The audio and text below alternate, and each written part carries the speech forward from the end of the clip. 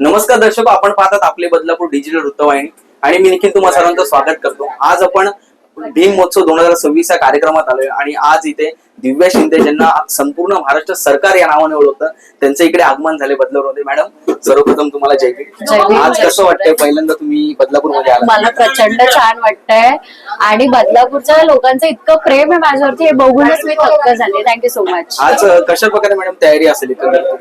मी तर काही तयारी करून आलेली नाही। बाबासाहेब सांगण्यासाठी तयारी नाही, बाबासाहेब मनातून येतात, ते विचार ते प्रेम सगळं मनातून येतं। एक शेवटचा प्रश्न मॅडम, जर समाजाला सांगायचं होतं एक थोडक्यात समाजाला काय म्हणतो? मला समाजाला इतकंच सांगायचं की योग्य ती चळवळ कळायला हवी आणि आजचं जे युथ आहे ना ते योग्यच दिशेने, मला असं वाटतं त्यांना समर्थन करणं गरजेचं आहे, सपोर्ट करणं गरजेचं आहे ना की तुम्ही भले काही असू पण मग तुम्ही घरातले लोक आहेत तर घरातल्या लोकांना घरामध्ये बसूनच सांगणं गरजेचं असतं। इतकंच। तुमचा जो फेमस डायलॉग आहे तो एकदा परत ऐकायचा? खूप सारे आहेत, कुठला ऐकायचा आहे?